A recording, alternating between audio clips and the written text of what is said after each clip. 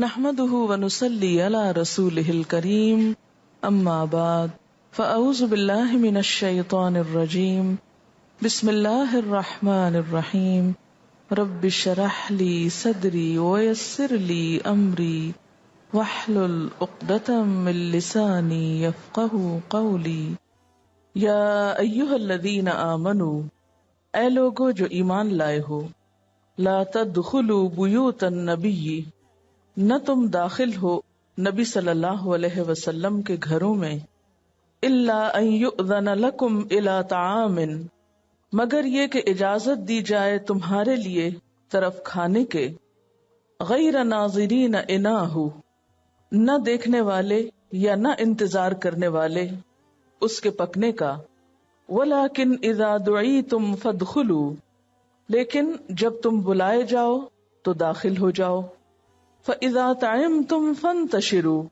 پھر جب تم کھا لو تو منتشر ہو جاؤ، ولا مستأنسین لحدیث، اور نہ آرام پانے والے باتوں میں، ان ذالکم کان یؤذی النبی، بے شک یہ بات اذیت دیتی ہے نبی صلی اللہ علیہ وسلم کو، فیستحیی منکم، تو وہ شرماتے ہیں تم سے، واللہ لا یستحیی من الحق، اور اللہ حق بات کہنے میں نہیں شرماتا۔ اس آیت کا خاص سبب نزول یہ ہے کہ آپ صلی اللہ علیہ وسلم کی دعوت پر حضرت زینب کے ولیمے میں صحابہ کرام تشریف لائے۔ حضرت انس کی روایت ہے کہ رات کے وقت ولیمے کی دعوت تھی، عام لوگ تو کھانے سے فارغ ہو کر رخصت ہو گئے، مگر 2-3 لوگ بیٹھ کر باتیں کرنے میں لگ گئے۔ تنگ آ کر حضور صلی اللہ علیہ وسلم اٹھے اور ازواج مطہرات کے ہاں ایک چکر لگایا۔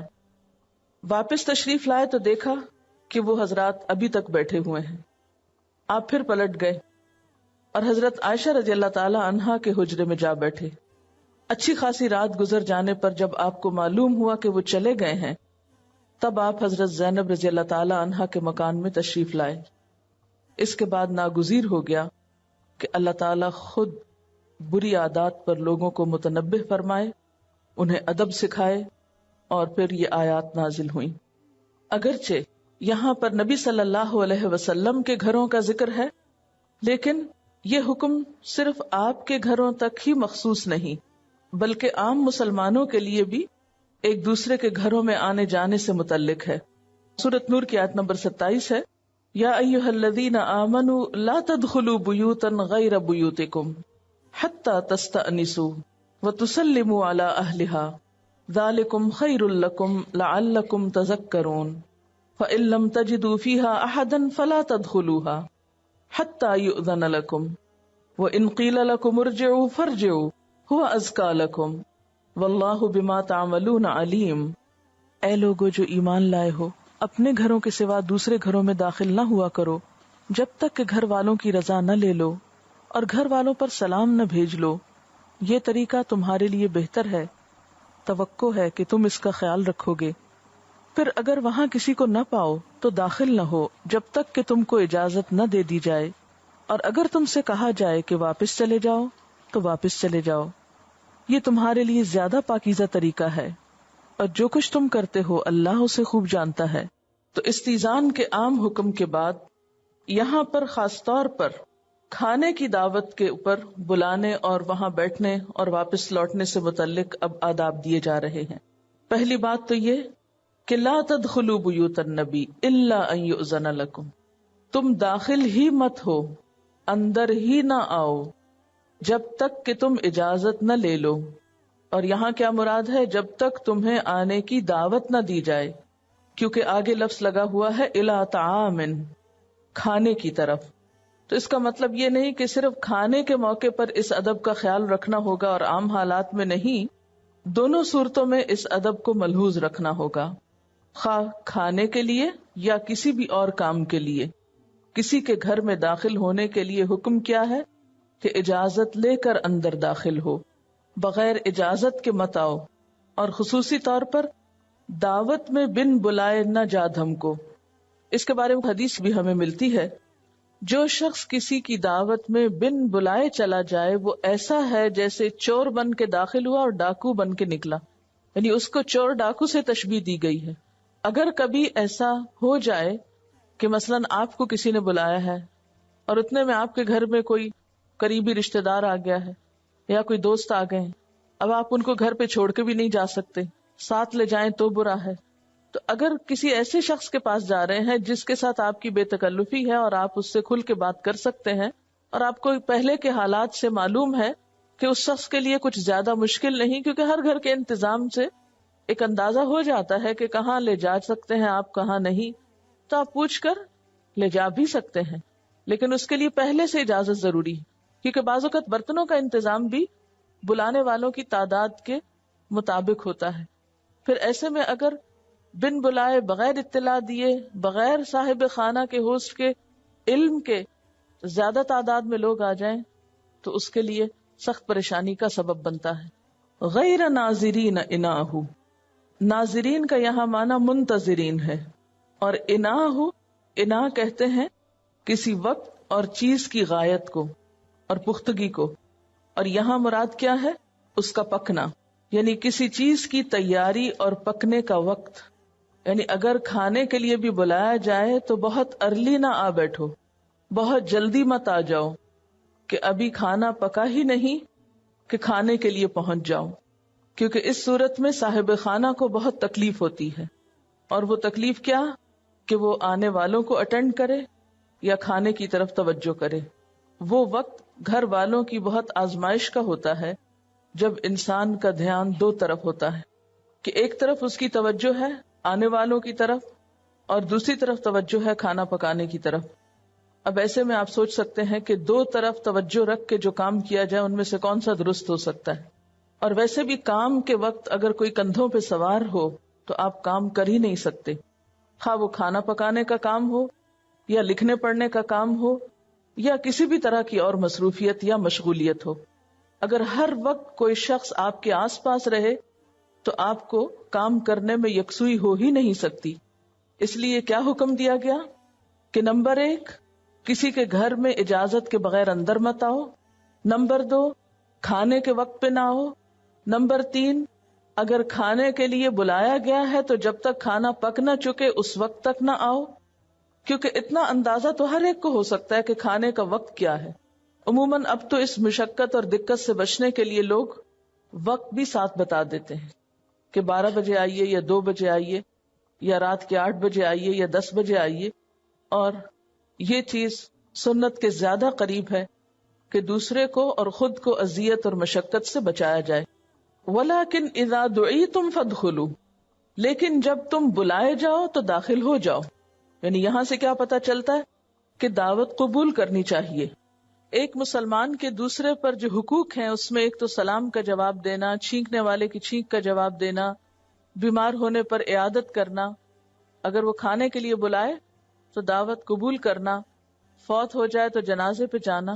فَإِذَا طَعِمْتُمْ، جب دعوت قبول کر چکو اور کھانا کھا لو، فَانْتَشِرُوا، تو پھر اٹھ جاؤ، گھروں کو واپس جاؤ، کیونکہ یہ چیز بھی دوسروں کو اذیت دینے والی ہے کہ انسان کھانا کھانے کے بعد اہل خانہ کو بہت دیر تک باتوں میں لگائے رکھے، کیونکہ عموماً ایسا ہوتا ہے کہ گھر والوں کو برتن بھی سمیٹنے ہیں، پھر دن بھر کی تھکاوٹ سے آرام بھی کرنا ہے، کیونکہ قدرتی طور پر اگر باہر سے لوگ آ رہے ہیں تو آنے کی ایک ٹینشن اور تیاری اور ایک غیر معمولی انتظام میں انسان کو ایک تکلیف تو اٹھانا پڑتی ہے۔ پھر اگر آنے والے آ کر پہلے کھانے کا مزہ اٹھائیں، پھر باتوں کا مزہ لیتے رہیں اور گھر والے کو پریشان کریں اور رات گئے تک جان ہی نہ چھوڑیں، تو ایسی صورت میں اللہ سبحانہ و تعالیٰ کو اس بات پر حیا آتی ہے کہ اہل ایمان اور مسلمان اس قسم کی بد اخلاقی کا مظاہرہ کریں۔ اس لیے کیا فرمایا؟ فَإِذَا طَعِمْتُمْ فَانْتَشِرُوا، جب کھانا کھا چکو تو پھر منتشر ہو جاؤ، جس مقصد کے لیے بلایا گیا تھا وہ مقصد ختم ہو چکا۔ وَلَا مُسْتَأْنِسِينَ لِحَدِيثٍ، اور نہ تم انس پاؤ، یعنی نہ مشغول ہو لحدیث باتوں میں، کیونکہ عموماً بعد میں بیٹھنے کا مقصد کیا ہوتا ہے؟ گپ شپ کرنا۔ اچھا، دیکھنے میں کیا آتا ہے کہ گھر والے تو کھانے کے بعد برتن سمیٹنے لگتے ہیں، کبھی ادھر اٹھتے ہیں کبھی ادھر اٹھتے ہیں، لیکن عموماً جو لوگ دعوت پر گئے ہوتے ہیں وہ آپس میں ایک دوسرے سے بہت بات چیت شروع کر دیتے ہیں، یعنی گھر والے کا انٹرسٹ ہو یا نہ ہو، بعض صورتوں میں تو گھر والوں کا اصرار ہوتا ہے، اور بعض صورتوں میں وہ اصرار بھی محض تکلف کی وجہ سے ہوتا ہے، کیونکہ سب ایسا کرتے ہیں اور آپ نے نہیں کیا تو پھر آپ برے بنیں گے یا لوگ کیا کہیں گے۔ خواہ رات دیر سے سونے کی وجہ سے صبح کی نماز نہ پڑھیں، اللہ تعالیٰ سے کوئی حیا نہیں، نماز قضا کرنے میں کوئی جرم نہیں، ہاں لوگوں کا منہ دیکھتے رہو اور رات دیر تک انہیں تکلفاً بیٹھنے کی دعوت دیتے رہو، اور پھر عموماً وہ بات بھی کسی مقصد کی نہیں ہوتی، بے مقصد فضول قسم کی بات چیت، گپ شپ، ہنسی مذاق، ملکی سیاست یا بین الاقوامی سیاست پر ڈسکشن، اور بیکار قسم کی لغو باتیں جس میں کچھ غیبت، کچھ چغلی، کچھ الزام تراشی، کچھ گوسپس، تو یہ سب کچھ مل کر دین اور دنیا دونوں کی خرابی کا باعث بنتا ہے، کیونکہ جب انسان اپنی زبان سے اس قسم کی باتیں نکالتا ہے تو اس سے دین کا نقصان ہے، اور اسی طرح آخرت کا نقصان تو دین کے نقصان پر ہے۔ یہ نہیں ہو سکتا کہ دین کا نقصان ہو اور پھر آخرت بچ جائے انسان کی، اور پھر نتیجتاً کیا ہوتا ہے کہ ایسی باتیں جب حد سے بڑھتی ہیں تو عموماً انسانوں کے باہم تعلقات بھی متاثر ہوتے ہیں۔ اس لیے خاص طور پر جس چیز سے منع کیا گیا کھانے کے بعد وہ لمبی چوڑی باتیں ہیں، ولا مستأنسین لحدیث، اور نہ آرام پانے والے، مشغول ہونے والے باتوں میں، ان ذالکم کان یؤذی النبی، بے شک یہ بات نبی صلی اللہ علیہ وسلم کو اذیت دیتی ہے، تکلیف دیتی ہے، فیستحیی منکم، تو وہ شرماتے ہیں تم سے، اس وجہ سے وہ بات کہہ نہیں پاتے، تم کو تمہارے منہ پہ سمجھا نہیں سکتے۔ اس دور میں گھروں کا طریقہ کچھ یوں ہوتا تھا کہ ایک ہی جگہ پر کھانا بھی پک رہا ہوتا تھا، مثلاً ایک صحن ہے یا ایک کمرے کا گھر ہے تو وہیں کھانا پک رہا ہے، وہیں بیٹھنے والے بیٹھے ہیں، وہیں مہمانوں کو سرو کیا جا رہا ہے۔ تو اب آپ خود سوچیں، ذرا امیجن کریں کہ اگر کسی کا گھر چھوٹا ہے، جیسے عام طور پر ہمارے ملک کی جو آبادی کی کثرت ہے اس میں اگر آپ گھروں کا سائز دیکھیں تو بعض اوقات 1 یا 2 کمروں کا گھر ہوتا ہے، برآمدے میں ہی کھانا پک رہا ہے، وہیں کچن بنا ہوا ہے، وہیں لوگ سو رہے ہیں، وہیں آنے والوں کو بٹھایا جا رہا ہے، الگ سے ڈرائنگ رومز نہیں ہیں، بعض اوقات ایک گھر میں 2 ڈرائنگ رومز نہیں ہیں، مرد بھی وہی ہیں، عورتیں بھی وہی ہیں، رشتہ داروں میں سے اور بھی۔ تو ایسی صورت میں اگر ایک آنے والا آنے کے بعد اٹھ کے ہی نہیں جاتا تو دوسرے آنے والوں کے لیے جگہ نہیں بچتی، گھر والوں کو ایکسٹرا انتظام کرنا پڑتا ہے، اور اگر سامنے پکانے کا عمل جاری ہے تو اس میں بسا اوقات مشقت پیش آتی ہے۔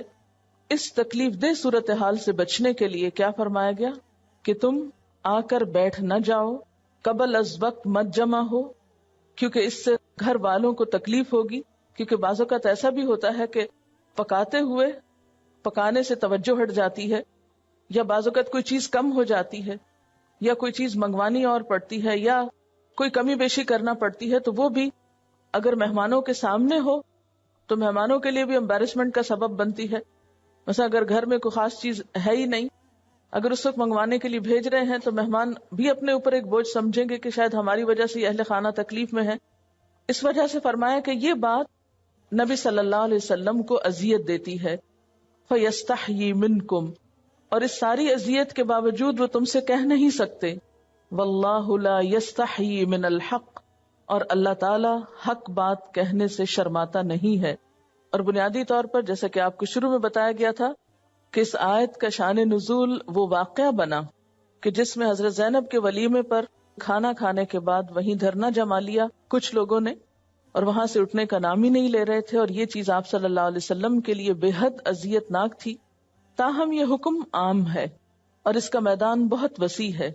عام حکم میں آج کے دور میں اگر اللہ کے رسول صلی اللہ علیہ وسلم ہمارے بیچ میں موجود نہیں ہے تو ہمارا کون سا عمل ان کے لیے اذیت کا سبب ہو سکتا ہے؟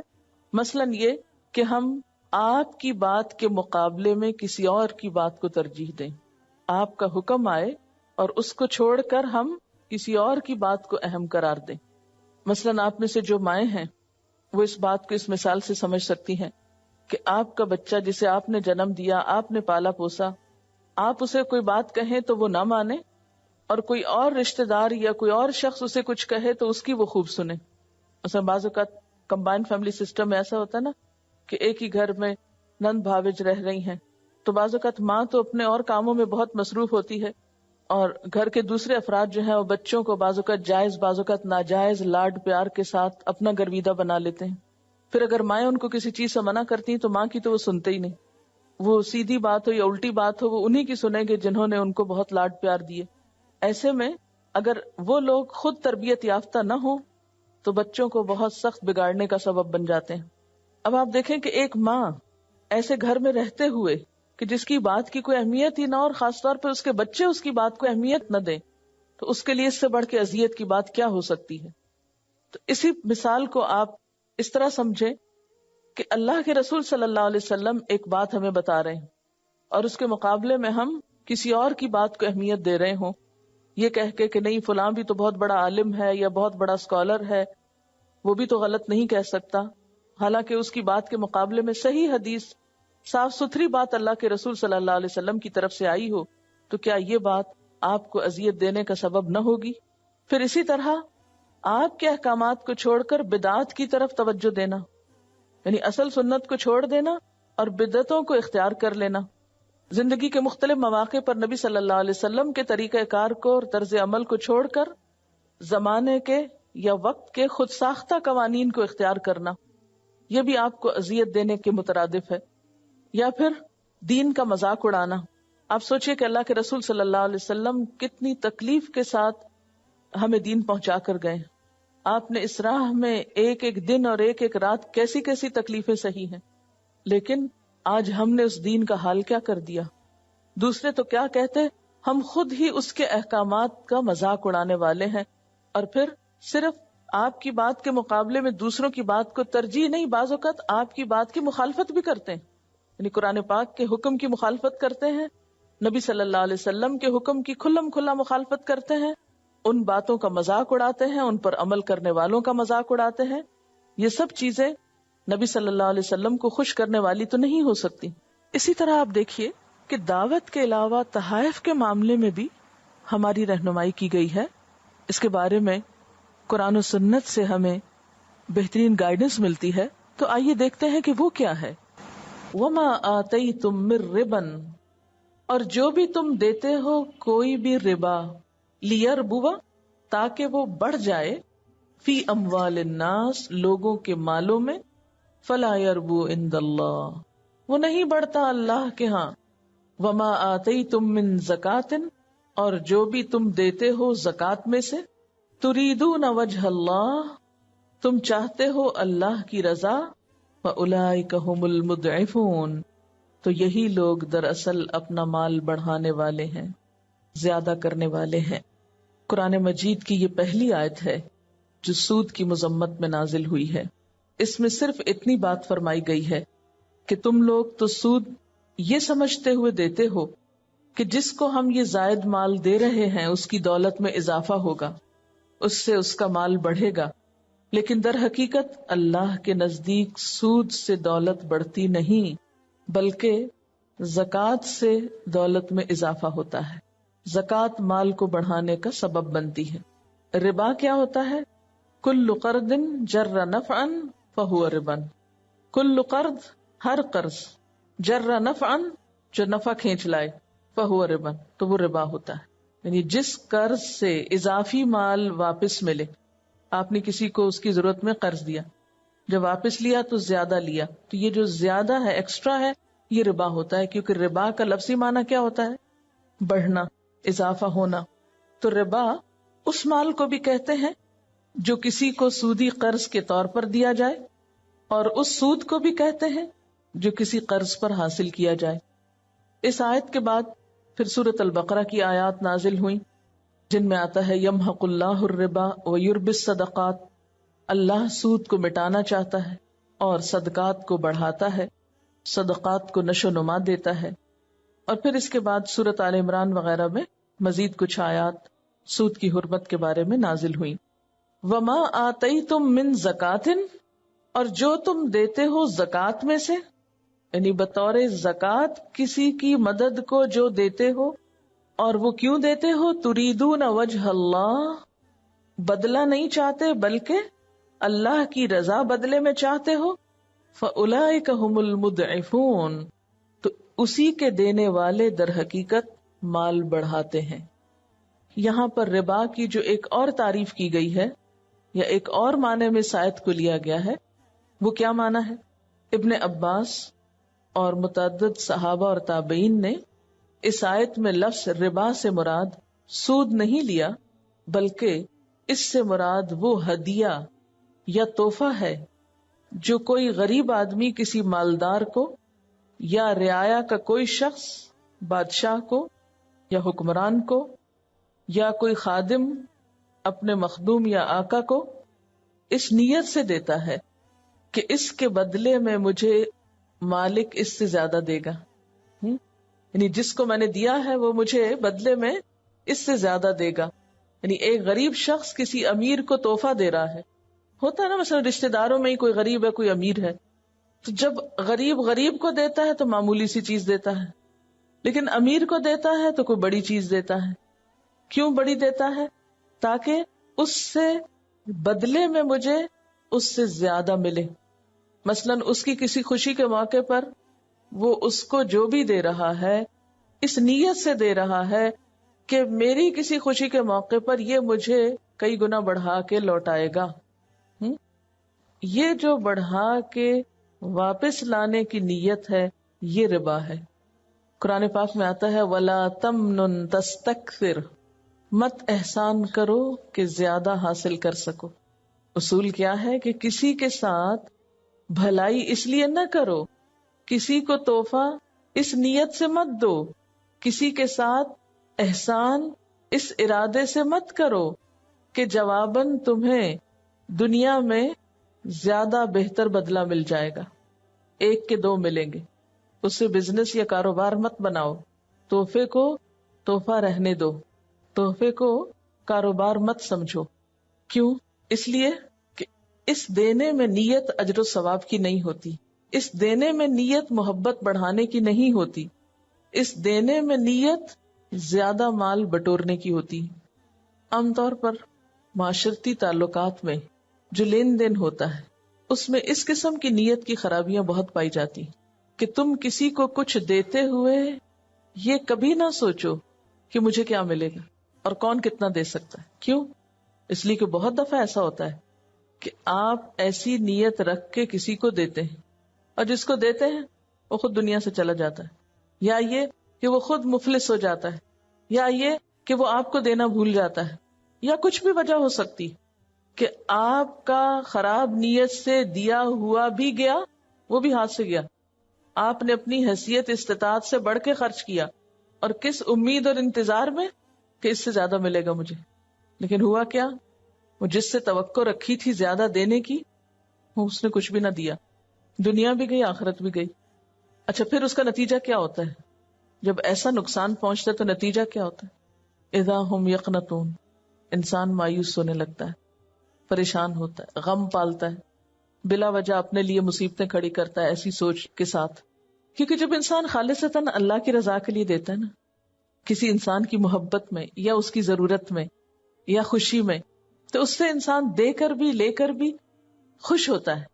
لیکن افسوس یہ کہ ہمارے معاشرے میں ہدیہ نہیں رہا، ہدیہ ایک کاروبار بن گیا، تحفہ نہیں رہا.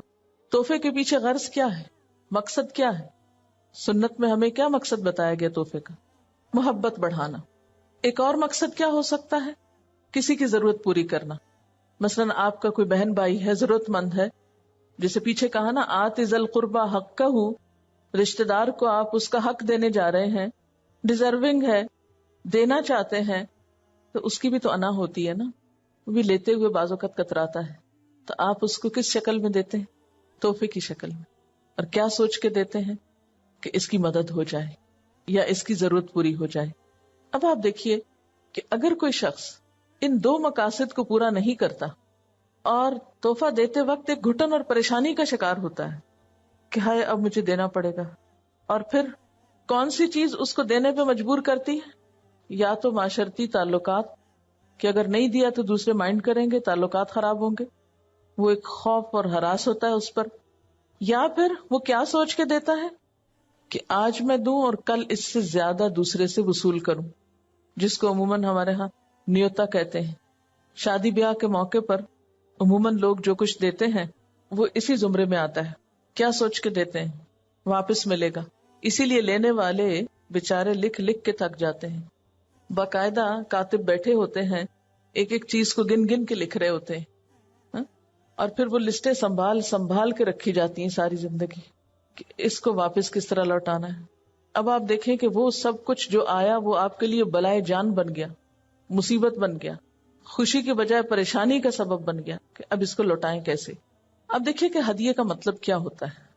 ہدیے کا لفظ جو ہے یہ ہے دال یہ سے ہے. لفظی معنی کیا ہے؟ لطف و کرم کے ساتھ کسی کی رہنمائی کرنا. اسی سے لفظ الہدا بھی بنا ہے, اور اسی سے لفظ ہدیہ بھی ہے, جس کا مطلب کیا ہے؟ وہ تحفہ جو بغیر معاوضے کے دیا جائے, وہ تحفہ جو بغیر معاوضے کے دیا جائے, یعنی اس پر پیسے وصول نہ کیے جائیں. تو علم بھی ایک ہدیہ ہی ہے نا. اسی طرح تحفہ بھیجی ہوئی سوغات جو ہے اس کو ہدیہ کہتے ہیں. آپ دیکھیے کہ تحفے کے معنی پھر کیا ہوئے, یعنی تحفے کی جو روح ہے وہی کیا ہے کہ معاوضے کے بغیر, صلے کے بغیر, اجر کے بغیر دی ہوئی چیز.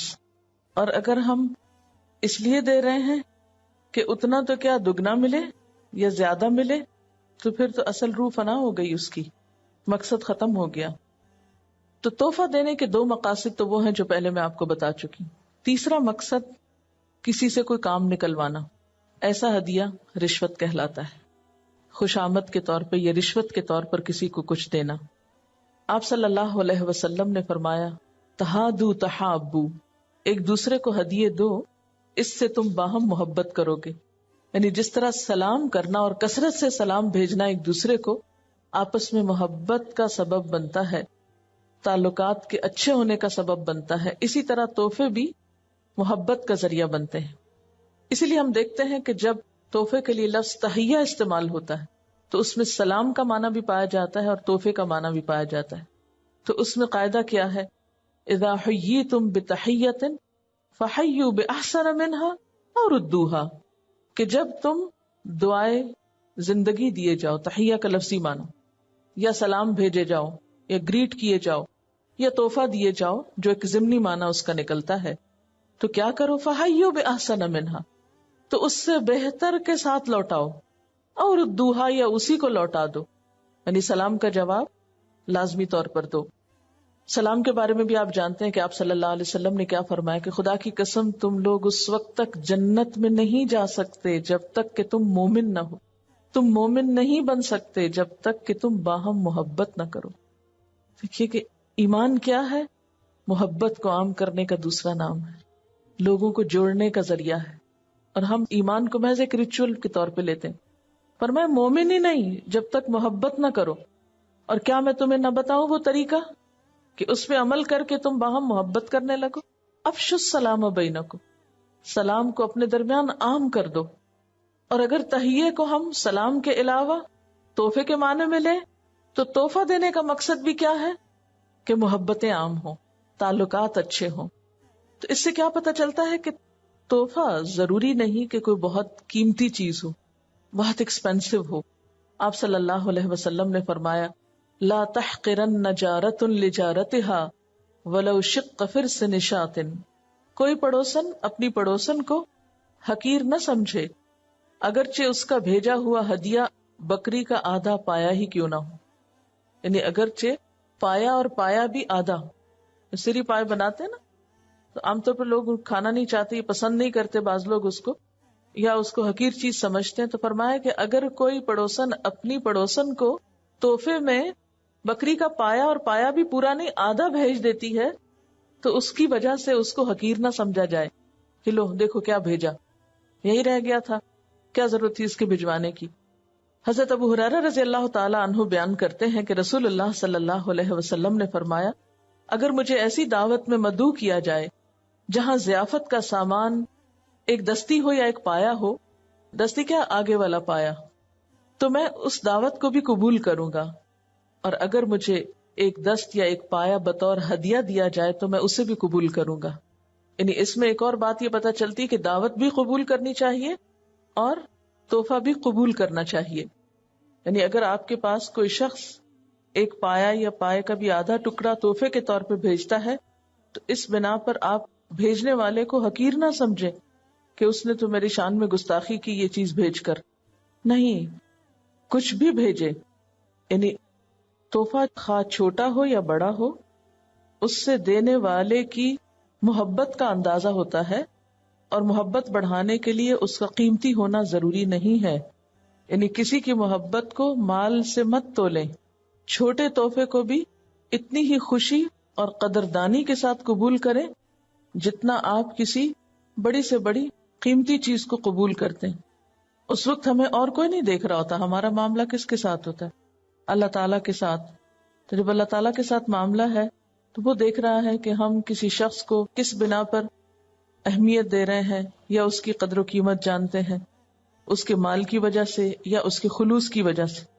کیونکہ تحفہ تو دراصل خلوص کا اظہار ہے یا کہ مال کا اظہار؟ خلوص کا. تو تحفے میں کیا ڈھونڈنا چاہیے؟ خلوص ڈھونڈنا چاہیے یا مال ڈھونڈنا چاہیے؟ خلوص، جو اس کی اصل روح ہے کہ تہادو تحابو.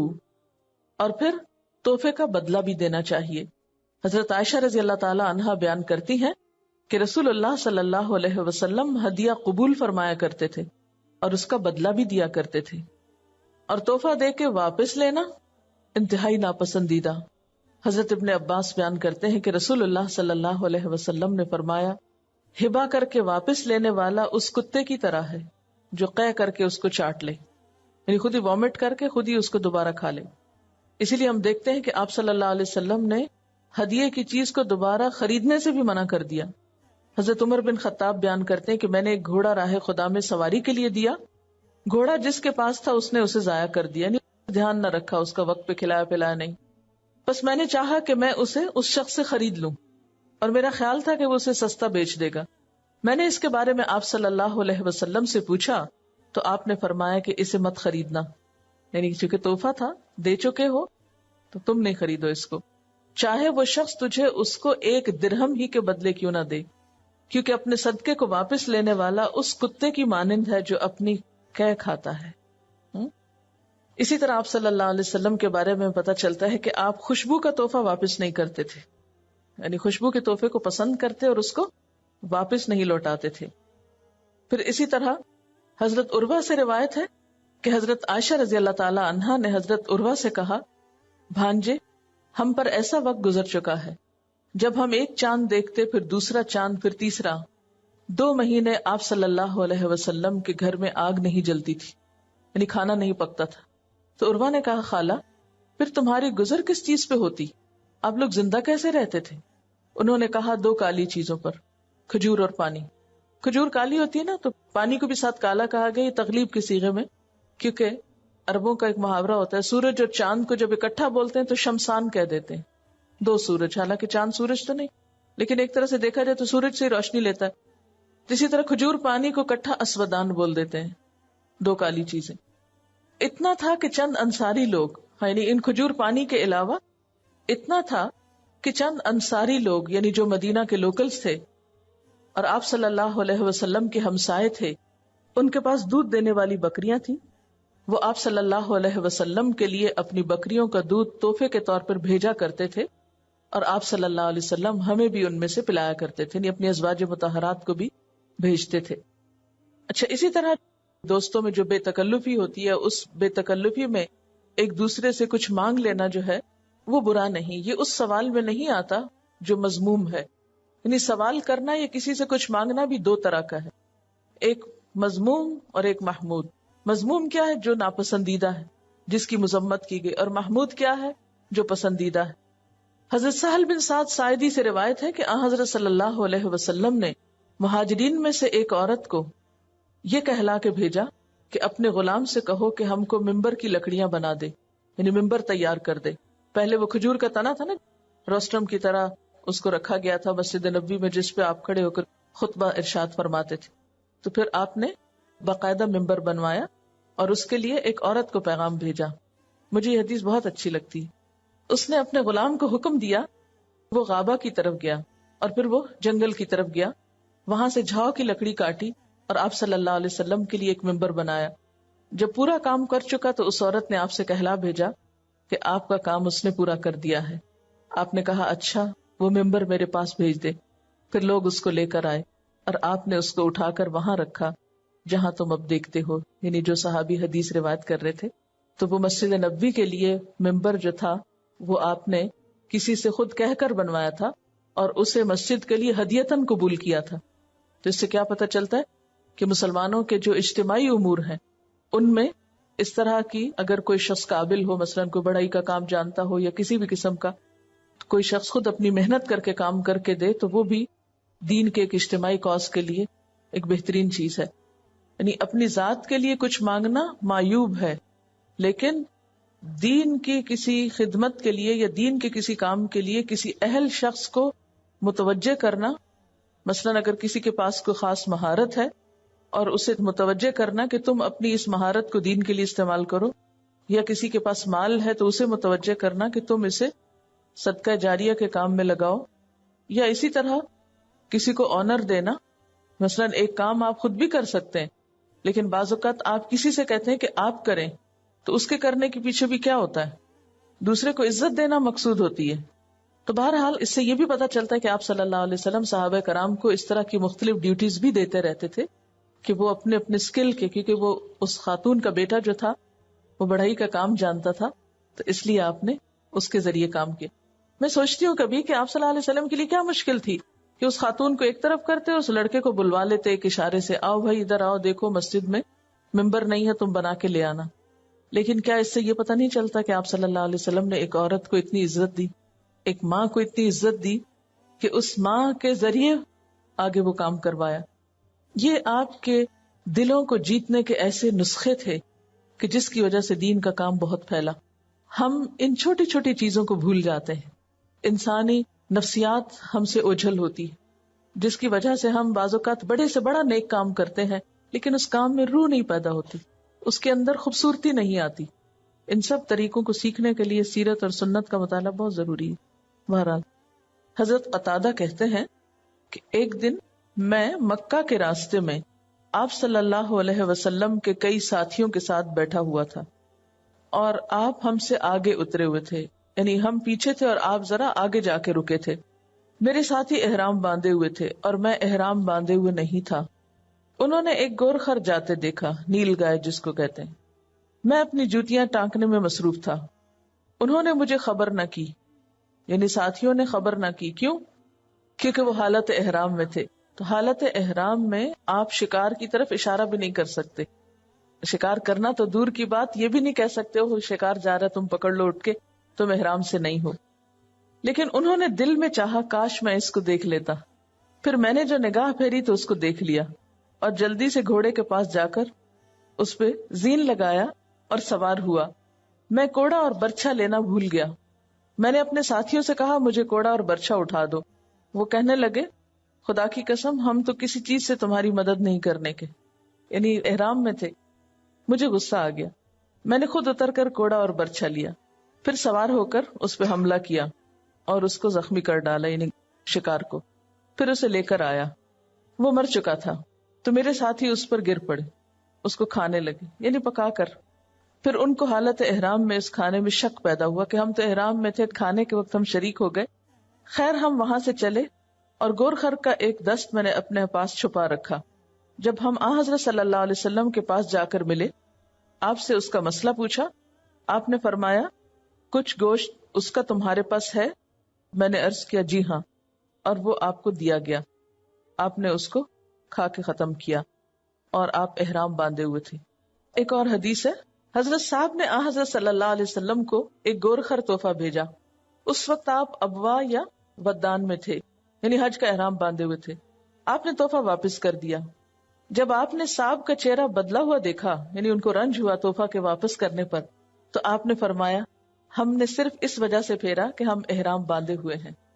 یعنی اس سے کیا پتہ چلتا ہے کہ آپ نے گوشت تو لیا لیکن کیا نہیں لیا؟ جانور نہیں لیا. اس کی کیا وجہ تھی؟ یعنی ایک طرف تو آپ تحفہ قبول کرتے تھے اور دوسری طرف آپ قبول نہیں کرتے تھے. تو کون سا تحفہ قبول کرتے تھے اور کون سا نہیں، اس کے پیچھے کیا وجہ تھی؟ بنیادی طور پر یہاں تو فرق یہ ہے کہ شکار کا جانور آپ نے نہیں لیا نا، اور پیچھے جو آپ نے احرام کی حالت میں شکار کا گوشت لے لیا. تو اس سے کیا پتہ چلتا ہے کہ گوشت اور جانور میں فرق ہے، ٹھیک ہے، نوعیت میں فرق ہو گیا نا. اس سے کئی مسائل نکلتے ہیں، اور اس میں اہم ترین چیز یہ ہے کہ آپ صلی اللہ علیہ وسلم نے اس کا خود مطالبہ کیا. یہ سوال کس قسم کا ہے، اس کے بارے میں آپ کیا کہیں گے؟ یعنی اسلام میں سوال کرنا ناپسندیدہ ہے، لیکن یہاں ہم دیکھتے ہیں کہ آپ صلی اللہ علیہ وسلم اس سے پوچھتے ہیں کہ کچھ باقی بھی بچا ہے، آپ کا یہ عمل کیسا ہے؟ آپ کا تو کوئی عمل غلط نہیں ہے. تو پھر اس سے کیا پتہ چلتا ہے؟ بنیادی طور پر تو آپ صلی اللہ علیہ وسلم احرام کی حالت میں شکار کا گوشت کھانے کا جواز بتانا چاہتے ہیں. دوسری بات اس سے یہ پتہ چلتی ہے کہ دوستوں کے بیچ میں بے تکلفی بھی ہوتی اور ہونی چاہیے. جنت میں نہیں جا سکتے جب تک کہ ایمان نہ ہو، اور ایمان کوئی نہیں ہے جب تک آپس کی محبت نہ ہو. ہر ایک اپنے آپ کو پرکھ لے، دوسروں کو مت پرکھیں، اپنے آپ کو پرکھیں کہ آپ کے دل میں دوسروں کے لیے کیا جذبات ہیں. اور اس کا مطلب صرف چند مخصوص لوگوں کے لیے نہیں، باہم مسلمانوں کے لیے، ایک جگہ اٹھنے بیٹھنے والوں کے لیے. تو آپ میں سے ہر ایک دوسرے کے لیے دل میں کیا جذبات رکھتا ہے، خیر خواہی کے، محبت کے، احترام کے، اچھی سوچ کے، اچھے گمان کے. تو ہم میں سے ہر شخص اس کا جائزہ لے، اور اگر نہیں پاتا اپنے اندر ایسی کوئی چیز تو سوچے کہ اس کی کیا وجہ، کیا اس کی وجہ میرے اپنے اندر ہے یا دوسرے کا کوئی قصور ہے. اگر اپنے اندر وجہ پائے تو اس کی اصلاح کر لے، اور اگر دوسرے کے اندر وجہ پائے تو اس کا بھی حل تلاش کرے. ٹھیک ہے نا؟ کیونکہ اس کے بغیر جنت میں جانا مشکل ہے. وہ کیوں؟ آپ نے تو قسم کھا کے یہ بات فرمائی کہ نہیں، جب تک باہم محبت نہیں ہوگی جنت میں نہیں جا سکتے. کیوں؟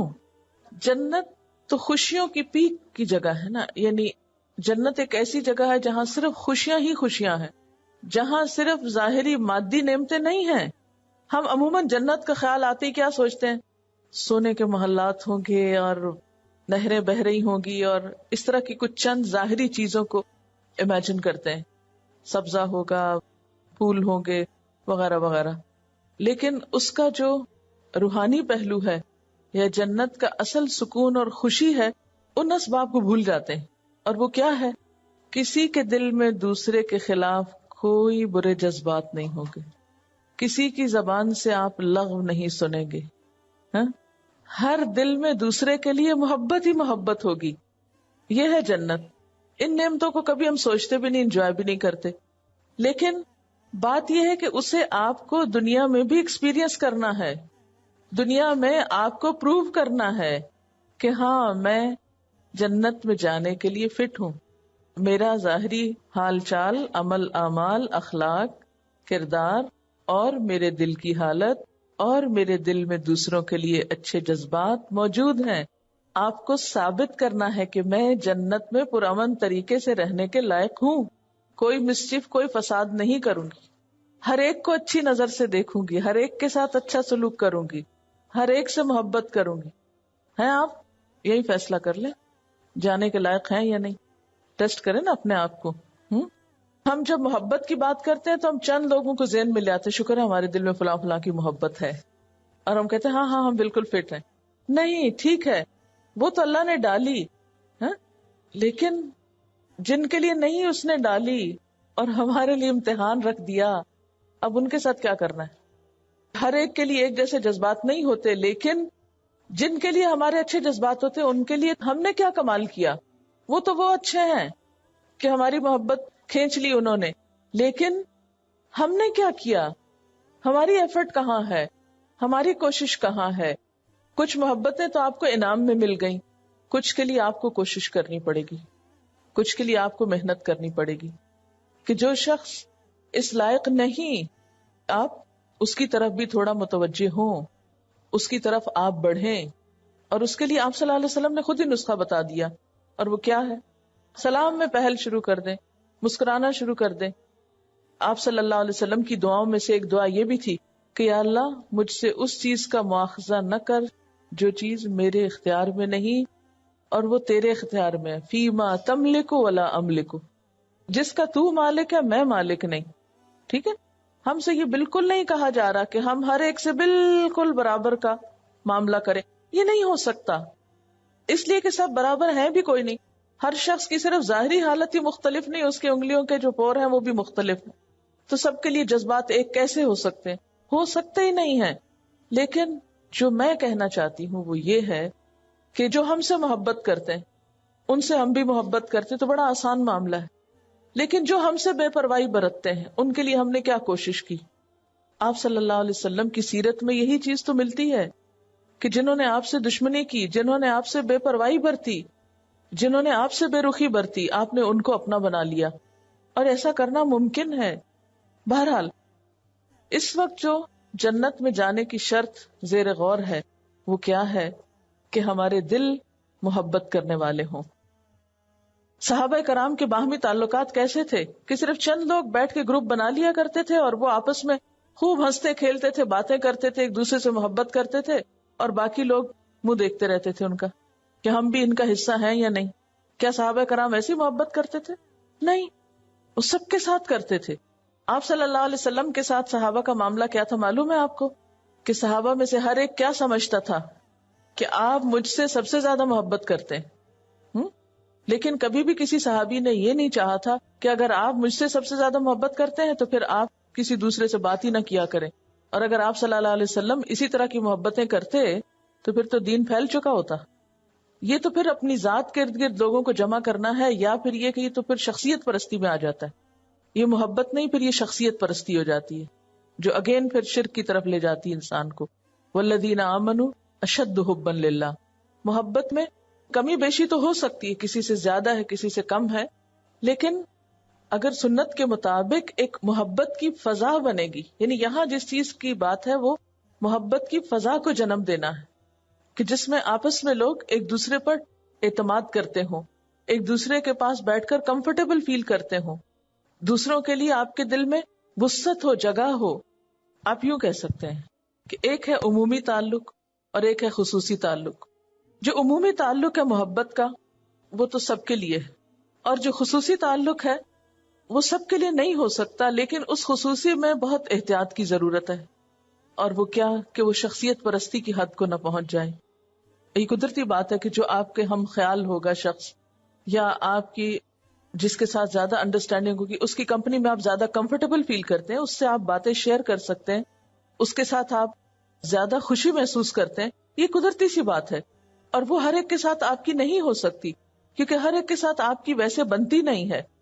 لیکن اس کا یہ مطلب نہیں کہ انسان اس ایک کی وجہ سے باقی سب سے بیگانہ ہو جائے یا سب کو چھوڑ دے، یہ پھر ایکسٹریم ہو جائے گی۔ ایک جگہ پر ہوتے ہوئے اجنبیت کی فضا نہ ہو کہ ایک شخص دوسرا سامنے سے ہے تو آپ کہیں اچھا آپ یہاں پڑھتے ہیں۔ جب اہل جنت جنت میں داخل ہوں گے تو سب ایک دوسرے کا ہاتھ پکڑے ہوئے ہوں گے، اور پہلا اس وقت تک داخل نہیں ہو جائے گا جب تک کہ آخری بھی ساتھ آ نہ جائے۔ تو اس سے آپ ذرا امیجن کریں کہ سب مل کر داخل ہو رہے ہیں، تو اس سے کیا پتا چلتا ہے؟ مجھے جو جنت کی سب سے بڑی خوبی لگتی ہے وہ یہ کہ وہاں لا تسمع فیہا لاغیہ، ہر ایک کی گفتگو جو ہے وہ پرسکون اور پرامن گفتگو ہوگی، اس میں لغو باتیں نہیں ہوگی، اس میں کسی کو کسی کے خلاف کوئی شکایت نہیں ہوگی، اس میں سب کے دل ایک دوسرے کے لیے صاف ہوں گے، اس میں ہر ایک دوسرے کے لیے خیر خواہ ہوگا۔ جو لوگ دنیا میں اپنے ارد گرد ایسا ماحول بنانے میں کامیاب ہو جائیں وہی حقیقی معنوں میں دین کی صحیح خدمت کر رہے ہیں۔ جس دین کے ذریعے اور جس دینی تعلیم کے ذریعے محبت کی فضا جنم نہ لے، وہ پھر ریچولز تو ہیں لیکن اس دین کے اندر روح کوئی نہیں۔ اب ایک اور چیز ہے کہ پہلے کن لوگوں کو ہدیہ دینا چاہیے؟ رشتہ داروں سے آغاز کرنا چاہیے۔ حضرت قریب سے روایت ہے جو ابن عباس کے غلام تھے کہ حضرت میمونہ نے اپنی ایک لونڈی آزاد کر دی۔ آپ نے فرمایا اگر تم اپنے ننیال والوں کو یہ دے دیتی زیادہ ثواب ملتا۔ اسی طرح حضرت طلحہ بن عبداللہ کہتے ہیں کہ حضرت عائشہ رضی اللہ تعالی عنہا نے آپ صلی اللہ علیہ وسلم سے عرض کیا، اے اللہ کے رسول صلی اللہ علیہ وسلم، میرے دو پڑوسی ہیں، میں کس کو پہلے حصہ بھیجوں؟ آپ نے فرمایا جس کا دروازہ تجھ سے نزدیک ہو، یعنی اگر عام لوگ ہوں تو جو قریب گھر کے ہوں پہلے ان کو بھیجو۔ حضرت انس سے روایت ہے کہ آپ صلی اللہ علیہ وسلم ہمارے اس گھر میں تشریف لائے، آپ نے پانی مانگا، ہم نے آپ کے لیے بکری کا دودھ دوہا، پھر اپنے کنویں کا پانی اس دودھ میں ملایا اور آپ کو دیا، یہ کچی لسی جس کو بولتے ہیں۔ اس وقت حضرت ابوبکر صدیق رضی اللہ تعالی عنہ آپ کی بائیں طرف بیٹھے تھے، حضرت عمر سامنے، اور ایک گمار دائیں طرف بیٹھا تھا۔ جب آپ وہ پانی پی چکے، نہیں دودھ ملا پانی پی چکے، تو حضرت عمر رضی اللہ تعالیٰ عنہ نے عرض کیا یہ ابو بکر ہیں، آپ ان کو دیجئے، کیونکہ ان کے دل میں اس گنوار سے زیادہ حضرت ابو بکر کی وہ فکر تھی. آپ نے گنوار کو دے دیا اور فرمایا دائیں طرف والے مقدم ہیں، دائیں طرف سے شروع کیا کرو. حضرت انس نے دائیں طرف سے شروع کیا کیونکہ یہی سنت تھا. یعنی یہ بھی بعض اوقات ہوتا ہے کہ آپ کا قریب ترین، عزیز ترین، محبوب ترین بائیں جانب ہے اور ایک بالکل اجنبی گنوار شخص آپ کی دائیں جانب ہے. اب دل کے یہ قریب ہے اور دائیں طرف شروع کرنا سنت کے مطابق ہے، تو اس وقت اب کیا کریں گے؟ یہاں پر وہ حدیث آئے گی کہ کوئی شخص اس وقت تک مومن نہیں ہو سکتا جب تک کہ اللہ کے رسول صلی اللہ علیہ وسلم اس کو ہر چیز سے بڑھ کر عزیز نہ ہو جائے.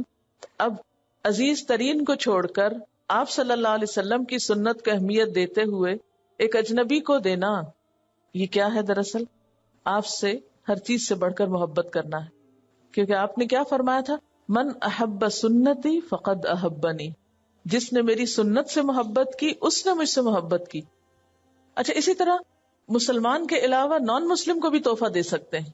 بخاری کی روایت ہے کہ حضرت عمر نے دیکھا ایک شخص ایک ریشمی کپڑے کا جوڑا بیچ رہا ہے.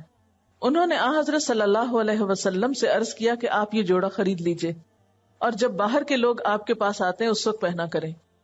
آپ نے فرمایا یہ تو وہ پہنے گا جو آخرت میں بے نصیب ہے. ریشم کا تھا نا. پھر ایسا ہوا کہ ویسے ہی کپڑے کے کئی جوڑے آپ کے پاس آئے.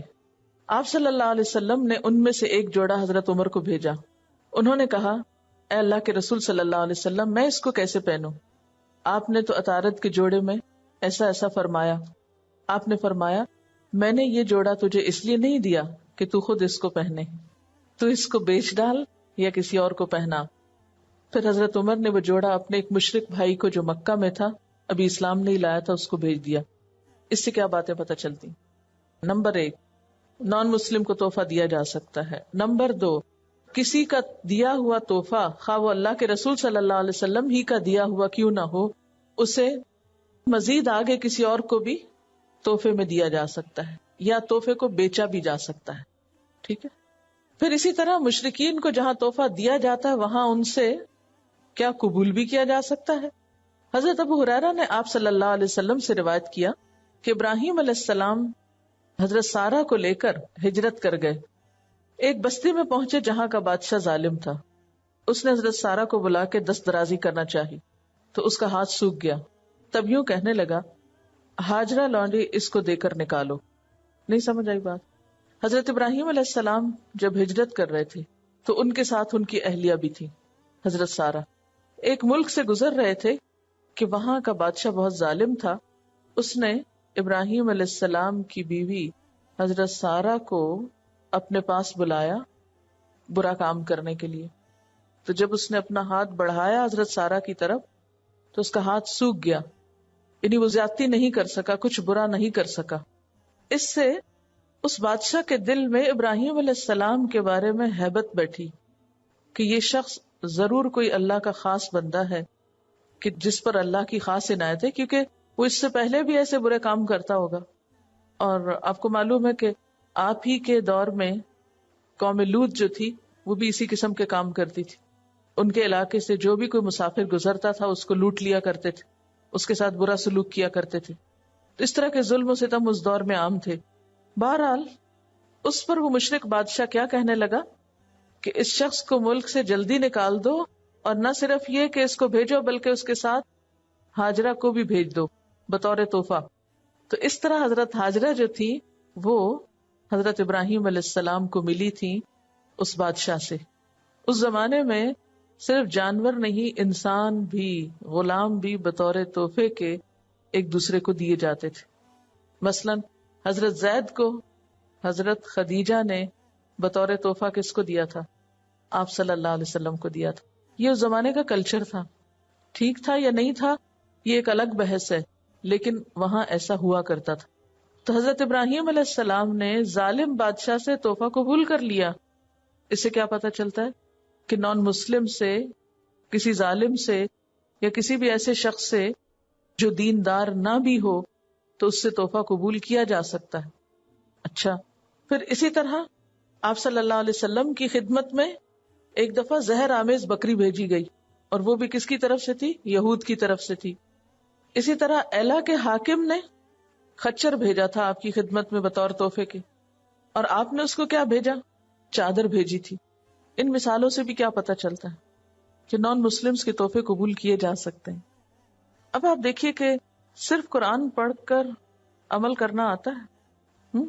چھوٹی چھوٹی احادیث سے کتنے پہلو کھل رہے ہیں، بہت سے سوالوں کے جواب خود بخود ملتے چلے جاتے ہیں.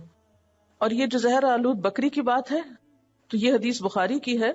حضرت انس سے روایت ہے کہ ایک یہودی عورت جس کا نام زینب تھا زہر آمیز بکری آپ صلی اللہ علیہ وسلم کے پاس تحفے میں لائی. آپ نے اس میں سے کچھ کھایا. صحابہ سے فرمایا تم نہ کھاؤ، اس میں زہر ہے. لوگ اس عورت کو پکڑ کر لائے. پوچھا کہ کیا اس کو قتل کر دیں؟ آپ نے فرمایا نہیں. اور جب آپ صلی اللہ علیہ وسلم کی وفات ہو رہی تھی تو اس وقت بھی آپ نے کیا فرمایا تھا کہ میں اس زہر کو اب تک محسوس کرتا ہوں. یعنی بسا اوقات نان مسلمز کے تحفے میں کوئی نقصان بھی ہو سکتا ہے، لیکن اس کے باوجود آپ نے یہ حکم نہیں دیا اپنی امت کو کہ آج کے بعد کوئی کسی نان مسلم سے تحفہ قبول نہ کرے. لیکن اس کے برعکس ہم دیکھتے ہیں کہ حضرت سلیمان علیہ السلام نے ملکہ سبا کا تحفہ قبول نہیں کیا تھا. وہ رشوت تھا، اس کا مقصد کچھ اور تھا. آپ صلی اللہ علیہ وسلم نے بھی بعض اوقات تحفہ قبول نہیں کیا. اس میں ایاز بن حمار مجاشی کے بارے میں آتا ہے کہ انہوں نے آپ کی خدمت میں ایک ہدیہ پیش کیا تو آپ نے اس سے پوچھا کیا تم مسلمان ہو؟ اس نے کہا نہیں. تو آپ نے اس کا ہدیہ بھی کہہ کے واپس کر دیا کہ میں مشرکین کا ہدیہ نہیں لیتا. کیوں؟ تاکہ اس شخص کو احساس ہو اور وہ مسلمان ہو. تو اس سے پتہ چلتا ہے کہ کسی وقت میں اگر ضرورتاً کسی نان مسلم کا ہدیہ واپس کرنا پڑے تو آپ کر سکتے ہیں. مثلا کوئی شخص آپ کے پاس شراب کا تحفہ لے آیا تو آپ کیا کریں گے؟ آپ کو واپس کر دینا چاہیے کہ میں مسلمان ہوں، میں شراب نہیں پیتا، بہت شکریہ کے ساتھ واپس کرتا ہوں. لیکن ایک کرسچن شخص نے ایک ریشمی حریر کا بہت چمکتا ہوا کپڑا آپ کو تحفتاً دیا، آپ نے اسے قبول کر لیا. حالانکہ آپ کو خود تو نہیں اسے پہننا تھا، لیکن مقصود کیا ہے؟ بتانا کہ شخص کرسچن تھا اور جو تحفہ تھا وہ آپ کے لیے تو حرام تھا، لیکن اس کے باوجود آپ نے اسے قبول کیا. تو اس سے کیا پتا چلتا ہے کہ جو چیز فی ذات ہی حرام نہ ہو. فی ذات ہی کا کیا مطلب ہے؟ یعنی اس کی نیچر میں کوئی حرام چیز نہیں ہے، وہ بذات خود حلال ہے، لیکن آپ کے لیے استعمال کرنا درست نہیں. مثلا کوئی چیز آپ کی صحت کے لیے نقصان دہ ہے، آپ اسے استعمال نہیں کرتے، تو اس صورت میں آپ شراب والا معاملہ نہیں کریں گے کہ چونکہ میں یہ کھاتا نہیں اس لیے پلیز آپ اس کو واپس لے لیجیے. یہ دل توڑنا ہوگا. لیکن اس کے برعکس اگر ایک حرام چیز آپ کو تحفے میں دی جا رہی ہے تو آپ کیا کر سکتے ہیں؟ اس کو واپس کر سکتے ہیں. اسی طرح ایک اور روایت میں آتا ہے کہ ابو سفیان نے بحالت شرک آپ کو ایک چمڑا ہدیے میں بھیجا، یعنی ایک لیدر کا پیس، تو آپ نے اسے قبول کر لیا. جبکہ ایک دوسرے شخص کو کہا کہ ہم مشرک کا ہدیہ نہیں قبول کریں گے، اور آپ نے ابو سفیان کا ہدیہ قبول کر لیا. اس میں کنٹرڈکشن نہیں ہے. کیا فرق ہے؟ ابو سفیان سے خاندانی تعلق بھی تھا. اور دوسری بات یہ ہے کہ بعض مواقع ایسے ہوتے ہیں کہ جس میں دین کی بہتری کے لیے یا بھلائی کے لیے یا بعض اوقات ڈپلومیٹک ریلیشن شپ کے لیے کچھ چیزوں کا قبول کرنا، لین دین کرنا جو ہے وہ جائز ہو سکتا ہے. اس کی ایک وجہ یہ بھی ہو سکتی ہے کہ جس کے اسلام کی طرف مائل ہونے کی امید ہو وہاں آپ تحفہ قبول کر سکتے ہیں، اور جہاں آپ سمجھتے ہیں کہ کسی نان مسلم کا تحفہ قبول کرنے سے آپ کو بدلے میں اپنے دین کو کوئی نقصان دینا پڑے گا، دین بیچنا پڑے گا، یا آپ کو کوئی مداہنت اختیار کرنی پڑے گی دین کے کسی معاملے میں، تو وہاں قبول نہ کریں. اب آخری چیز ہے تحفے کے معاملے میں، یعنی کون سا تحفہ قبول نہیں کر سکتے، وہ ہے ایسا تحفہ جو بطور رشوت ہو. وہ تحفہ جو بطور رشوت ہو یا اس میں رشوت کا احتمال ہو، یا دینے والے نے رشوت کی نیت سے نہ دیا ہو لیکن آپ کے خیال میں اس کا تحفہ قبول کرنے سے آپ کے دین کا کوئی نقصان ہوتا ہو. رشوت کا کیا مطلب ہے؟ رشوت وہ تحفہ ہے کہ جس سے کوئی ناجائز طریقے پہ کام نکلوانا مقصود ہو. حدیث میں آتا ہے الراشی والمرتشی کلاہما فی النار، اور خصوصی طور پر حکمرانوں کے پاس ایسے تحفے لے جانا، جیسے آتا نا وَتُدْلُوا بِهَا إِلَى الْحُكَّامِ لِتَأْكُلُوا فَرِيقًا مِّنْ أَمْوَالِ النَّاسِ. پھر اسی طرح رشوت کے بارے میں حضرت عبداللہ بن عمر بیان کرتے ہیں کہ رسول اللہ صلی اللہ علیہ وسلم نے رشوت دینے والے اور رشوت لینے والے دونوں پہ لعنت فرمائی ہے. حضرت معاذ بن جبل بیان کرتے ہیں کہ آپ صلی اللہ علیہ وسلم نے مجھے والی بنا کر یمن کی طرف بھیجا، پھر جب میں چل پڑا تو میرے پیچھے ایک آدمی بھیجا، لہٰذا میں لوٹ کر آیا تو آپ نے فرمایا کیا تمہیں معلوم ہے کہ میں نے تمہارے پیچھے آدمی کیوں بھیجا؟ فرمایا کہ میں نے تمہیں یہ تاکید کرنا تھی کہ میری اجازت کے بغیر تم ہرگز کوئی چیز تحفے میں نہ لینا، کیونکہ یہ خیانت ہے، اور جو کوئی خیانت کرے گا تو وہ قیامت کے دن اس شے کو جس کے معاملے میں اس نے خیانت کی ہوگی ساتھ لے کر آئے گا۔ یہی کہنے کے لیے میں نے تمہیں بلایا تھا، اب اپنے کام پہ جاؤ۔ ترمذی کی روایت ہے۔ کیا بات پتہ چلتی اس سے؟ آپ نے کیوں منع کیا تھا حضرت معاذ کو، جبکہ آپ خود اتنے تحفے وصول کرتے تھے؟ وہ آفیشیل کیپیسٹی میں جا رہے تھے اور اس بات کا احتمال تھا کہ اس تحفے کے ذریعے لوگ ان سے کوئی ناجائز فائدہ حاصل کریں گے، اس لیے خاص طور پر آپ نے ان کو منع کیا۔ یعنی ایسا تحفہ جس سے آپ کسی بھی ایسی چیز کا دباؤ محسوس کریں کہ وہ تحفہ محبت بڑھانے کے لیے نہیں ہے، بلکہ وہ تحفہ کسی بھی ایسے کام کے لیے ہے کہ جس کا کرنا آپ کے نزدیک دین کو نقصان دینا ہے، تو وہ درست نہیں۔ حکمران کو دینا کام نکلوانے کے لیے جائز ہو یا ناجائز، دونوں ہی رشوت ہوتے ہیں۔ رشوت کا ایک خاص کانٹیکسٹ ہے، رشوت آفیشیل ڈیوٹی پر ہے۔ خاندانوں میں ایک دوسرے کے ساتھ تعلقات میں بہتری لانے کے لیے، کسی کو خوش کرنے کے لیے کچھ دینا تھا، رشوت نہیں ہے۔ حضرت ابو حمید ساعدی کہتے ہیں کہ رسول اللہ صلی اللہ علیہ وسلم نے بنو اسد کے ایک شخص ابن لتبیہ نامی کو عامل مقرر کیا۔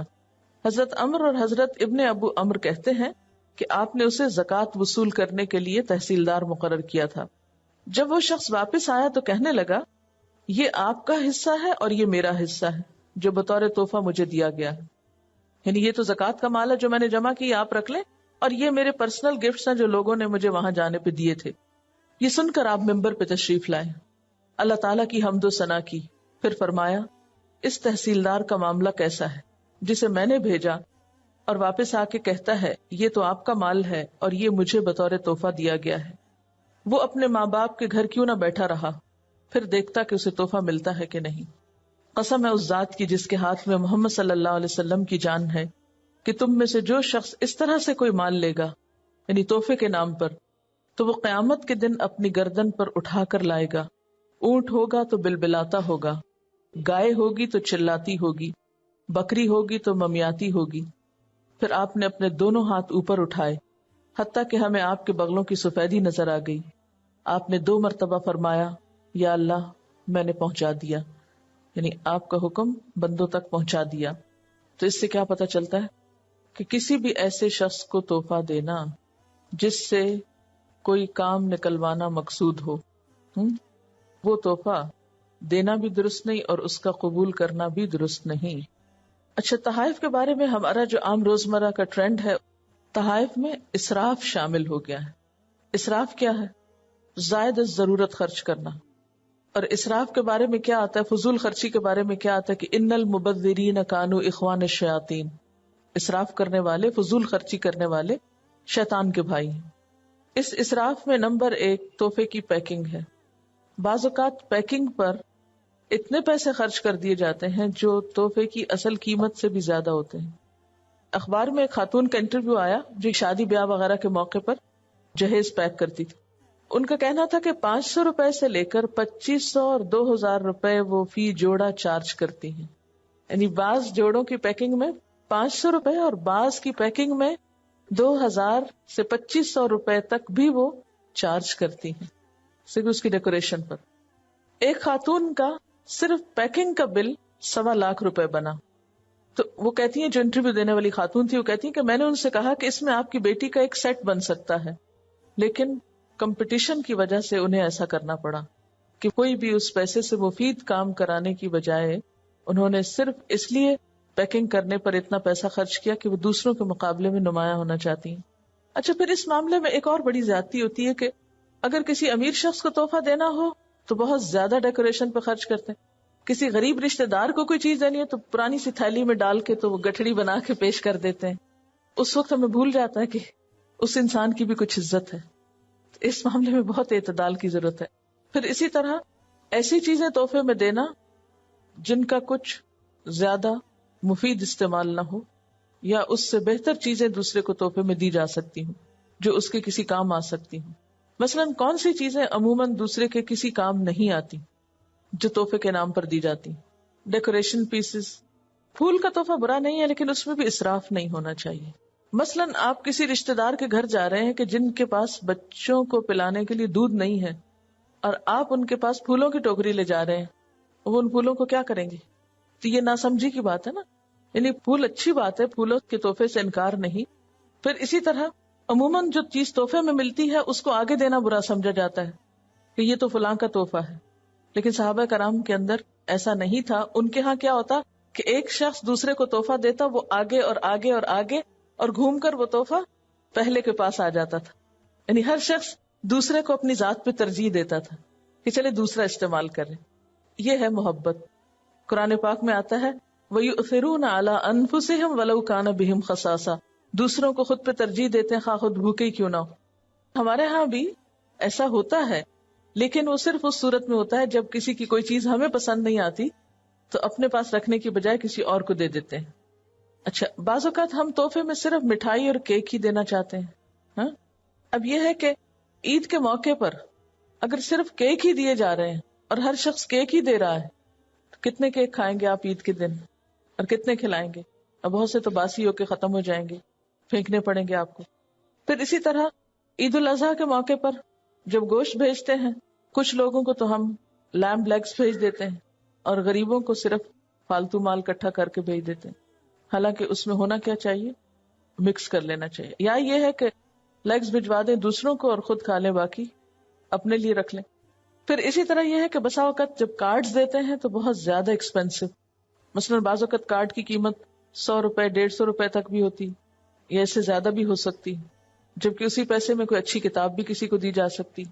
پھر اسی طرح حج عمرے سے واپسی پر جو تحفے دیے جاتے ہیں وہ عموماً ٹوپی, تسبیح, یہ ضروری ہے. اب ایک شخص کتنی تسبیحیں پڑھ سکتا ہے, یعنی کتنا پڑھنے کا ٹائم ہے؟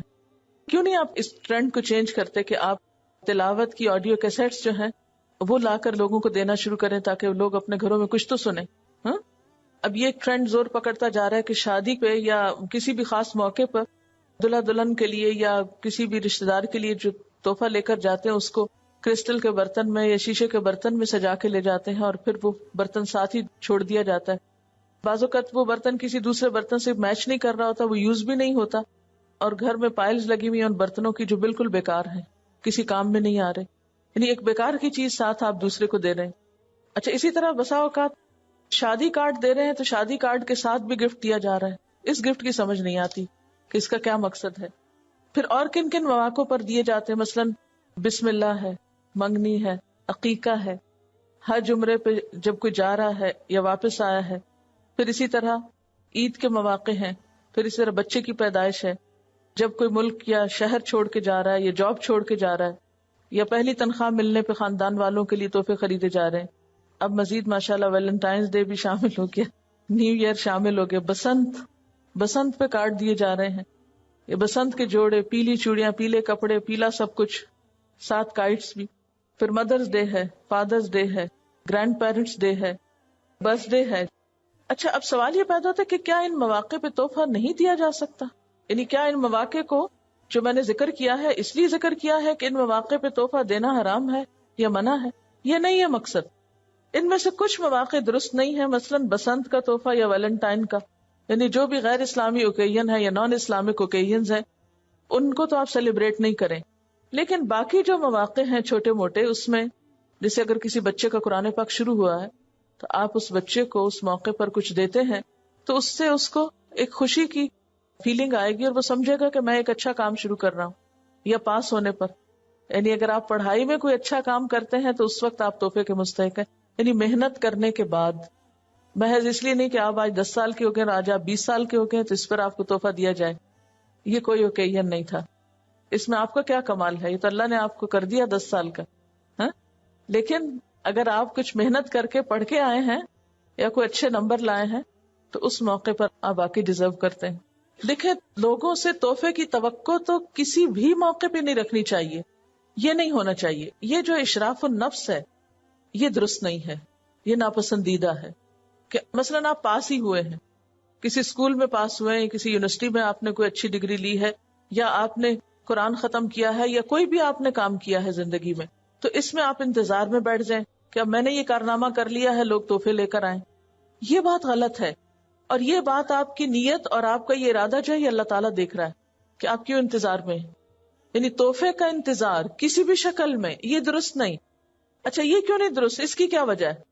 یعنی تحفے کی توقع رکھنا، تحفے کا لالچ رکھنا، تحفے کا انتظار کرنا بچوں میں تو ہو سکتا ہے، لیکن اس میں ایک تو خلوص کا عنصر نکل جاتا ہے. دوسری بات یہ ہے کہ جب ایکسپیکٹیشن زیادہ ہوتی ہے، توقع زیادہ ہوتی ہے اور کوئی پورا نہیں اترتا اس پر، تو آپس میں تعلقات خراب زیادہ ہو جاتے ہیں. مثلا اگر بیوی انتظار میں ہے کہ آج میری ویڈنگ اینیورسری ہے اور شوہر تحفہ لازمی دے گا اور وہ بھول گیا، تو اب کیا ہوگا؟ لڑائی ہوگی، موڈ آف ہو جائے گا. یا اسی طرح بہن بھائیوں سے جو توقع رکھ لی جاتی کہ آج ہمارا فلاں خاص دن ہے، جو یہ سارے خاص دن عام طور پر ہم نے خود ہی بنائے ہوئے ہیں، تو اس میں اگر وہ ہمیں یاد نہیں کرتے یا بھول جاتے ہیں تو پھر ہمارا موڈ آف ہو جاتا ہے.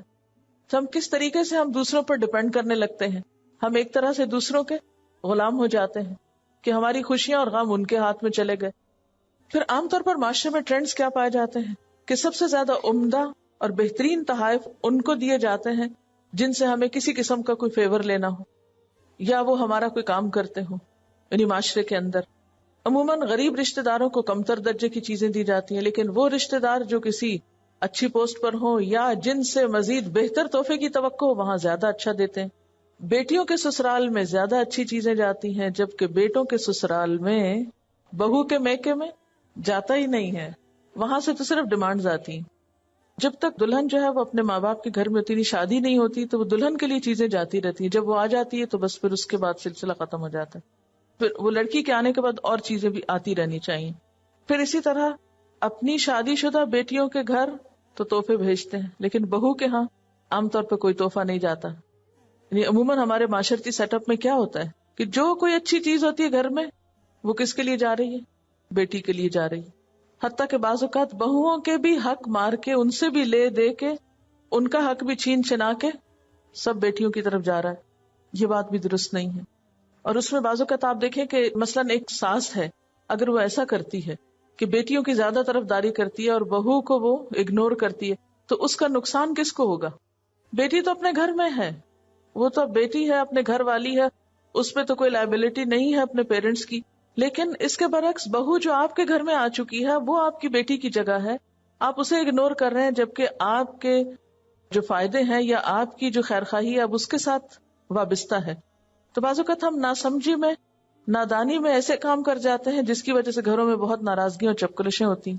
مثلا اگر آپ نے بہو کے حصے کی چیز بیٹی کو بھجوا دی، اس کو تو آپ نے خوش کر دیا دور بیٹھے، اور جو بہو گھر میں ہے اس کا جب آپ نے حق چھینا یا حق مارا تو وہ ایک ناراضگی اور لڑائی جھگڑے کی فضا قائم ہو گئی. تو اس سے کس قدر پریشانی ہوتی. آپ صلی اللہ علیہ وسلم نے اس معاملے میں کیا کیا تھا؟ ایک شخص نے اپنے ایک بیٹے کو کچھ تحفہ دینا چاہا، تو ماں نے بیچ میں انٹرفیئر کیا کہ یا تو سارے بچوں کو دو یا پھر آپ صلی اللہ علیہ وسلم سے پوچھو جا کر. تو انہوں نے آ کر جب آپ صلی اللہ علیہ وسلم سے پوچھا تو آپ نے وہی بات کہی کہ تم ایک بچے کو نہیں دے سکتے، تمہیں پھر سب کو دینا ہوگا. لیکن عموماً ہم اس انصاف کو بھول جاتے ہیں. اس سے پھر کیا ہوتا ہے؟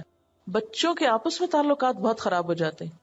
جس بچے کو زیادہ اہمیت ملتی ہے باقی اس سے جیلس ہو جاتے ہیں اور نہ ختم ہونے والے لڑائی جھگڑے فساد شروع ہو جاتے ہیں. اگر دیکھا جائے تو معاشرے میں جتنے بھی خاندانی تعلقات کی خرابیاں ہیں، آپس میں بدگمانیاں ہیں، ایک دوسرے کے لیے دل اچھے نہیں ہیں، اس میں ایسی ہی ناانصافیاں ہیں، کیونکہ عدل کے بغیر کہیں بھی خوشی نہیں ہو سکتی. پھر اسی طرح جب تحفے واپس کیے جاتے ہیں، یعنی بدلے میں دیے جاتے ہیں، تو عموماً وہ ناپ تول کے برابر کر کے ہی دیے جاتے ہیں کہ 100 روپیہ دیا تھا ہماری شادی میں، 100 ہی دینا ہے. میں بعض کہتے ہیں کہ 100 کیوں دیا، اب تو روپیہ ڈیویلیویٹ ہو گیا ہے، اب تو 120 ہونے چاہیے تھے. لو آج سے 20 سال پہلے دیا تھا تو ابھی بھی 100 ہی واپس لوٹ رہا ہے، اور اس پہ ناراض ہے. اب وہ تحفہ جو خوشی کا سبب تھا وہ مشقت کا بن گیا. وہ کہہ رہی ہیں کہ اگر کوئی زیادہ دینا چاہے تو دوسرے ناراض ہوتے ہیں کہ تم ریٹ خراب کر رہے ہو، تمہارے زیادہ دینے سے ہمیں بھی زیادہ دینا پڑے گا. اچھا بعض اوقات یہ ہوتا ہے جیسے حکم ہے نا کہ اگر تمہیں کوئی تحفہ دے تو تم بھی واپس دو، تو اس کا مطلب کیا یہی ہے کہ اگر تمہیں کسی نے 100 روپے دیے ہیں تو تم اس کو 100 روپیہ دو؟ کسی بھی اور شکل میں ہو سکتا ہے. اور اس میں اصل چیز یہ کاؤنٹ نہیں کرتی کہ مالی اعتبار سے یا اس کی جو ویلیو ہے روپے پیسے میں اس کو کاؤنٹ کیا جائے. اصل میں دیکھا ہی جائے گا کہ کون کیا دینے کے لائق ہے اور جس کو جو میسر ہوگا. ہر کوئی اپنی استطاعت اور توفیق اور محبت کے مطابق کام کرے گا. کیونکہ بعض اوقات یہ ہوتا ہے کہ اگر کسی کی طرف سے کوئی چیز آ گئی تو اب جب تک وہ واپس نہیں جائے گی وہ ایک بوجھ سر پہ بنا رہے گا. تب وہ تحفہ محبت کی بجائے کیا بن گیا؟ مصیبت کا سبب ہو گیا. اسی لیے لوگ بعض اوقات لے کر الٹے پریشان ہو جاتے ہیں کہ اب ہم کس وقت ہی قرض چکائیں. وہ تحفہ نہیں قرض بن جاتا ہے. تو تحفہ دینا قرض کے برابر نہ ہو. اصل مشکل پتہ کیا ہے؟ جب ہم مقابلے پہ آ کے تحفہ دیتے, اس نے یہ دیا تو مجھے یہ دینا ہے, اور اس موقع پہ ہر صورت دینا ہے, ہاں نہیں ہے تو قرضہ اٹھا کے دینا ہے. یہ بات غلط ہے. لیکن اگر آپ کے پاس توفیق ہے اور آپ کسی کی خوشی پہ شریک ہو رہے ہیں تو اس موقع پر اگر آپ نے کچھ دے دیا تو اس کو آپ اس رسم کے طور پر کیوں لے رہے ہیں؟ یعنی ایک موقع کی مناسبت ہے, آپ چاہیں تو دیں چاہیں تو نہیں دیں, فرض کے درجے میں نہیں ہے, لازم کے درجے میں نہیں ہے. جو دے سکتا ہے ٹھیک ہے, جو نہیں دے سکتا, اصل چیز تو اس نفس کی اصلاح ہے. اس طرح تو اگر آپ ہر ایک کو یہ کہہ کے واپس کرنے لگے نہیں یہ تو اس رسم میں ہے یہ اس رسم میں ہے, تو مجھے بتائیے پھر تحفے کا موقع رہ کون سا جاتا ہے؟ جائز موقع بتا دیجیے. عید کے موقع پر بھی تحفہ رسم بن گیا. اگر آپ یہ کہیں کہ جی یہ بھی رسم ہے یہ بھی رسم یہ بھی رسم, سب رسمیں بنا کے سب پہ کراس پھیر دیں اور سارا لین دین معاشرے کا ختم کر دیں, کیا یہ اسلام ہے؟ یہ اسلام کی روح ہے؟ نہیں ہے. یہ زیادتی ہوگی اور دین کا ایک بھونڈا تصور پیش کرنا ہوگا. اس معاملے میں اسراف سے بچیں, فضول چیزوں سے بچیں, اور حج کر کے آنے والے یا جانے والے ایکسپیکٹ نہ کریں, توقع نہ رکھیں, اشراف النفس نہ ہو. تحفہ دینے والے کو بھی اتنی ہی محبت سے ملے جتنی نہ دینے والے کو, اور نہ دینے والے کو بھی اتنی ہی خوشی سے ملے کہ وہ آپ سے ملنے کے لیے آئے جتنا تحفہ لانے والے کو آپ مل رہے ہیں. یہ نہیں کہ جو تحفہ لے کر آیا اس سے تو آپ بہت محبت سے ملے اور جو تحفہ نہیں لایا اس کو آپ اگنور کر دیں کہ یہ لے کر کے آیا ہے. یہ غلط ہے. اس کی اصلاح کی ضرورت ہے. لین دین کے اوپر پابندیاں لگا کے اصلاح نہیں ہوگی. لیکن اصل چیز یہ ہے کہ اگر کوئی نہیں کھلا سکتا تو آپ توقع نہیں رکھیں, دوسرے کی حیثیت یا مجبوری یا ضرورت کو سمجھے. اگر آپ کو پتا ہے وہ قرضہ لے کے کھانا پکا کے آپ کو کھلا رہا ہے تو آپ کی ہمت کیسے ہے وہاں سے لقمہ اٹھانے کی؟ کتنے بے حس ہیں آپ کہ آپ دوسرے کے سر پہ بوجھ بنے بیٹھے ہیں. جو اپنا پیٹ نہیں بھر سکتا, جس کے پاس اپنے زندگی کو قائم رکھنے کے لیے کھانا نہیں ہے, آپ اس کے سر پہ جا کے سوار ہو گئے موت پہ, شادی پہ, کہ آپ ہمیں کھانا کھلائیں. اس رویے کی اصلاح کی ضرورت ہے. تو جب تک لوگوں کی نفس کی اصلاح نہیں ہوگی, ان کے رویوں کی اصلاح نہیں ہوگی, تو محض یہ کہنا کہ یہ اس رسم کا توڑ رہے ہیں, رسمیں ایسے نہیں ٹوٹیں گی. اس سے اختلافات اور دین والوں کا ایک برا نمونہ سامنے آتا ہے. یعنی اسلام نے آپ کو اس معاملے میں آزادی دی ہے. یہ نہیں کہا کہ آپ اس موقع پر کہ ایک لسٹ بنا کر آپ کو دے دی ہو کہ ان تمام مواقع پر آپ کو تحفہ لازمی دینا پڑے گا, کوئی قید نہیں, کوئی پابندی نہیں. اور اسی طرح کوئی ایسی لسٹ بھی نہیں دی گئی کہ ان مواقع پہ تحفہ دینا جب رسم ہے یہ کوئی نہ دے, یہ بھی نہیں کہا گیا. ہمیں نہ اوقات کا پابند کیا گیا ہے نہ مواقع کا پابند کیا گیا ہے. ہم اپنے حالات کو دیکھیں گے, جب جو موقع پائیں گے, جو چیز میسر ہوگی, جو حیثیت توفیق میں ہوگی, جس چیز کو دوسرے کے لیے خوشی کی نظر سے دیکھیں گے. کیونکہ تحفہ دینے کا ایک مقصد یہ بھی تو ہے نا کہ دوسرے کو خوش کرنا, یا نہیں؟ میرے خیال میں سب سے بڑی چیز تو اس میں یہی آتی ہے کہ مجھے کوئی معاوضہ نہیں چاہیے, یہ میں تمہاری خوشی کے لیے کر رہا ہوں. خوشیاں بانٹنا ہے. تحفہ دینا کیا ہے؟ دراصل خوشی بانٹنا. وہ خواہ ایک مسکراہٹ ہی کیوں نہ ہو. لیکن ہم پھر انتہائی رویوں پہ جا پہنچتے ہیں, یہ حلال ہے اور یہ حرام ہے, اور بس. یہ ساری چیزیں بہت گہری تربیت سے تعلق رکھتی ہیں. ایک مجلس میں تو یہ سب ہو نہیں سکتا. ایک حدیث میں آتا ہے کہ وہ شخص مومن نہیں ہو سکتا جو دوسروں کے لیے وہ پسند نہ کرے جو وہ اپنے لیے کرتا ہے. ٹھیک ہے, ہر وقت ہر موقع پر ایسا کرنا ممکن نہیں, لیکن مستقل طور پر یہ سوچ رکھنا کہ اپنے لیے کچھ اور دوسروں کے لیے کچھ اور, ڈبل سٹینڈرڈز اختیار کرنا کہ آپ نے اپنے لیے کوئی چیز خریدنی ہو تو کسی اور برانڈ کی خریدیں گے, اور دینے دلانے کے لیے کچھ اور خریدیں گے.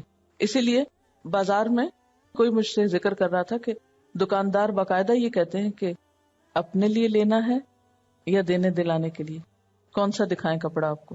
یعنی ایک جانی پہچانی چیز ہو گئی ہے کہ ہم اپنے لیے کچھ اور خریدتے ہیں اور دینے دلانے کے لیے کچھ اور لیتے ہیں. جب کوئی بھی ردی بیکار چیز خرید رہے ہوتے ہیں تو کوئی دوسرا منع کرے تو کیا کہتے ہیں؟ دینے دلانے کے لیے سوچا سستے میں کچھ لے لیں، سیل میں کچھ لے لیں، یا یہ کہ جو چیز اپنی نظروں سے اتر جائے یا جو اپنے کام کی نہ ہو یا جو بیکار ہو. تو یہ سوچ نہیں ہونی چاہیے. اس سے بھی اس تحفے کا جو اصل مقصد اور روح ہے وہ ختم ہو جاتی، وہ چلی جاتی. ٹھیک ہے، آپ کا بجٹ اتنا نہیں ہو سکتا کہ آپ ہر چیز برابر ہی کی سب کے لیے لیں، لیکن مستقل طور پر یہ سوچ رکھنا درست نہیں. اسلام ہمیں کیا سکھاتا ہے؟ لن تنالوا البر حتی تنفقوا مما تحبون. تم نیکی کو پا ہی نہیں سکتے جب تک کہ وہ خرچ نہ کرو یا اس میں سے جو تم پسند کرتے. تو مما سے کیا پتا چلتا کہ سارا نہیں وہ، لیکن کچھ اس میں سے بھی. یعنی کبھی آپ یہ کر سکتے ہیں کہ اپنے جیسی چیز لے لیں، کبھی آپ اپنے سے بھی زیادہ اچھی چیز لے لیں، اور کبھی آپ کم بھی لے لیں کہ اس وقت میں افورڈ نہیں کر سکتی اس سے زیادہ. قدرتی سی بات کہ جس سے آپ کا تعلق زیادہ ہو، جس سے آپ زیادہ محبت کرتے ہو، ہمیشہ دل چاہتا ہے اس کو اپنے جیسی کہ اپنے سے بھی بڑھ کے چیز دیں. لیکن بعض لوگوں کا حق ہوتا ہے یہ نہیں کہ سسرالی رشتہ داروں کو دیں تو گھٹیا چیزیں اور اپنے میکے والوں کو دیں تو بڑھیا چیزیں. یعنی مال شوہر کا ہے، جو اس کے عزیزوں کو جا رہا ہے وہ گھٹیا ہے، اور اس کے مال میں سے جو اپنے عزیزوں کو جا رہا ہے وہ بڑھیا ہے. یہ نہیں ہونا چاہیے، کیونکہ آپ کس لیے دے رہے ہیں؟ کس سے جواب چاہیے؟ اللہ سے اجر چاہیے نا. تو اس سے کیا فرق پڑتا ہے وہ کس کے پاس جا رہا ہے؟ کیا وہ آپ کو کوئی فائدہ دیں گے؟ قیامت کے دن آپ کے کام آئیں گے؟ آپ کا ساتھ دیں گے؟ جن کی خاطر بعض اوقات ہم دوسروں پہ زیادتی کرتے ہیں، ڈنڈی مارتے ہیں، وہ قیامت کے دن ہمیں پہچانیں گے بھی نہیں. تو فرمایا کہ وما آتیتم من زکات تریدون وجہ اللہ، اور جو بھی زکوٰۃ تم دیتے ہو جس سے تم اللہ کی رضا چاہتے ہو، فاولئک ھم المضعفون، تو یہی لوگ دراصل مال بڑھاتے ہیں، یہی مال میں اضافہ کرنے والے ہیں. تو اس سے کیا پتہ چلتا ہے کہ زکوٰۃ مال کو بڑھانے کا ذریعہ ہے اور ربا مال گھٹانے کا سبب بنتا ہے. زکوٰۃ سے کس طرح مال بڑھتا ہے؟ تھوڑی دیر کے لیے آپ سوچئے کہ آپ اپنے مال میں سے جو پیسہ نکال کے کسی اور کو دے دیتے ہیں، اس شخص کے پاس جب وہ پیسہ پہنچتا ہے تو وہ کیا کرتا ہے؟ مارکیٹ میں لاتا ہے نا. پیسے کی سرکولیشن ہوتی ہے، پیسہ ایک جگہ جمع نہیں ہوتا، اس سے کاروبار فروغ پاتا ہے، لوگوں کی قوت خرید میں اضافہ ہوتا ہے. تو جتنا جتنا قوت خرید میں اضافہ ہوتا ہے اتنی ہی مارکیٹ فلرش کرتی، اتنی ہی پروڈکٹس زیادہ بنتی. تو اس سے کیا ہوگا کہ ہر شخص کے پاس مال بڑھے گا، خوشحالی نظر آئے گی. یہی وجہ ہے کہ آپ صلی اللہ علیہ وسلم نے جو زکوٰۃ کا نظام قائم کیا تھا اس کا اثر چند ہی سالوں میں لوگوں کو نظر آیا. حضرت عمر رضی اللہ تعالیٰ عنہ کے دور میں ہی لوگوں کے پاس اتنا مال ہو گیا تھا، لوگ اپنا صدقہ لے کر پھرا کرتے تھے، کوئی صدقہ لینے والا نہیں ہوتا تھا. کیونکہ آپ دیکھیں ایک سال آپ نے زکوٰۃ نکالی، آپ نے لوگوں کو دی، دوسرے سال، تیسرے سال، اب زکوٰۃ لینے والے بھی اس اماؤنٹ سے پھر آگے بزنس کر رہے ہیں، کام میں لا رہے ہیں، ملک میں جابز کے یا کاروبار کے نئے نئے مواقع نکل رہے ہیں، پیسہ سرکولیٹ ہو رہا ہے. نتیجہ کیا ہوگا؟ ہر طرف خوشحالی آ جائے گی. لیکن جب سود ہوتا ہے تو سب سے پیسہ لے کر ایک جگہ اکٹھا کر لیا گیا اور وہ اکٹھا کر کے کہیں اور ایسی جگہ چلا گیا اور آپ خالی ہاتھ بیٹھے. اس لیے اللہ تعالیٰ کیا فرما رہے ہیں کہ ربا سے مال نہیں بڑھتا. جس ملک میں یا جس جگہ پر سود کا لین دین ہو وہاں پر اضافہ نہیں ہوگا. اس کے برعکس جہاں زکوٰۃ کا لین دین ہو وہاں مال بڑھے گا.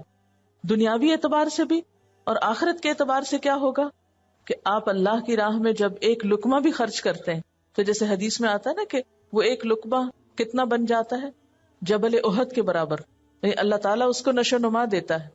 1 روپیہ خرچ کیا ہوا 700 روپے بن جاتا ہے اللہ کے ہاں اجر و ثواب کے اعتبار سے. تو جو زکوٰۃ دینے والے ہیں وہی دراصل اپنا مال بڑھانے والے ہیں، کیونکہ جس مال سے زکوٰۃ نکلتی ہے وہ مال بابرکت ہو جاتا ہے، اور جس مال سے زکوٰۃ نہیں نکلتی تو حدیث میں آتا ہے نا کہ جس مال کی زکوٰۃ اس کے اندر رہتی ہے وہ اس کو بھی تباہ کر دیتی. یعنی اس سے اس مال میں بھی نقصان ہوتا ہے. اپنی ذات میں کوئی بیماری ایسی آ سکتی ہے، گھر میں کوئی ایسی مصیبت آ سکتی ہے، پیسے کی بربادی کسی بھی طریقے سے ہو سکتی ہے. تو جس مال سے زکوٰۃ نکلتی رہتی ہے اس مال میں انڈائریکٹلی اضافہ ہوتا رہتا ہے، برکت ہوتی ہے، اللہ کے ہاں اجر بڑھتا ہے. تو کتنے فائدے ہو گئے. دنیاوی اعتبار سے بھی فائدے ہیں اور آخرت کے اعتبار سے بھی فائدے ہیں. جبکہ سود کی وجہ سے دنیاوی اعتبار سے بھی نقصان ہے اور آخرت کے اعتبار سے بھی شدید ترین نقصان ہے. یہاں زکوٰۃ کی ایک اور ڈیفینیشن پتہ چلتی ہے کہ زکوٰۃ وہ مال ہے جو اللہ کی رضا کے لیے دیا جاتا ہے نا. تریدون وجہ اللہ، تو مال خرچ کرنے کے پیچھے اصل روح کیا ہے، اصل مقصود کیا ہے، آپ دے کے کیا لینا چاہتے ہیں. سوچیے، پوچھیے اپنے آپ سے. اپنا مال خرچ کر کے، خواہ زکوٰۃ کی شکل میں ہو، خواہ صدقے کی شکل میں، خواہ ہدیے کی شکل میں، تحفے کی شکل میں، کسی بھی شکل میں، جب آپ اپنا مال خرچ کرتے ہیں اس کے بدلے میں کیا چاہتے ہیں؟ حل تریدون وجہ اللہ، کیا آپ اللہ کی رضا چاہتے ہیں؟ وجہ اللہ، آؤ اللہ کے راستے میں اپنا مال دو تاکہ تم کو کیا ملے؟ وجہ اللہ، اللہ کی محبت مل جائے، اللہ کی رضا مل جائے، اللہ کی توجہ مل جائے، اللہ کی رحمت آ جائے. ہم میں سے کتنے لوگ ہیں جو اس جذبے اور اس اسپرٹ کے ساتھ مال دیتے ہیں؟ کسی کو جو دیتے ہیں، خواہ وہ کسی غریب مسکین فقیر کو دے رہے ہو، خواہ وہ کسی رشتہ دار کو دے رہے ہو، خواہ وہ کسی اجنبی پہ خرچ کر رہے ہو، کیا واقعی ہمارے پیچھے نیت یہی ہوتی ہے؟ تریدون وجہ اللہ. کبھی آپ نے یہ سوچا کہ تمنا کی، یہ چاہا کہ اللہ مجھے کچھ مال مل جائے تو میں اس سے آپ کی رضا حاصل کرنے کے، آپ کی محبت، آپ کی رحمت پانے کا کوئی کام کر سکوں؟ ایک ہی سوچتے ہیں، مال مل جائے تو یہ مسئلہ حل ہو جائے، مال پاس آ جائے تو وہ فلاں چیز خرید لوں، پر بس. لیکن یہاں وما آتیتم من زکاۃ تریدون وجہ اللہ، ایسا دینے والے کبھی کسی پہ احسان نہیں جتا سکتے، کبھی دے کے ان سے معاوضے کا سوچ بھی نہیں سکتے، کبھی صلہ نہیں چاہیں گے، کبھی اس کو بڑھانے کا نہیں سوچیں گے کہ تھوڑا دے کے زیادہ نکلوائیں. وہ ایسی گھٹیا اور حقیر سوچ نہیں رکھیں گے، کیونکہ وہ تو بہت بڑا صلہ چاہتے ہیں، بہت بڑی جزا چاہتے ہیں. اور کسی انسان کے بارے میں اگر آپ کو یہ پتا چلے کہ اس نے جو تحفہ مجھے دیا ہے اس سے یہ کچھ بھی مجھ سے بدلہ نہیں چاہتا، تو آپ کے دل میں اس انسان کے لیے کیا جذبات ہوں گے؟ اور اس کے برعکس اگر آپ کو یہ کسی طرح پتا چل جائے کہ دوسرے نے آپ کو تحفہ کس غرض اور کس مقصد اور کس مفاد کے لیے دیا ہے، یعنی اس لالچ میں دیا کہ آپ اس کو زیادہ دیں واپس، تو اس تحفے کو لے کے آپ کا حال کیا ہوگا؟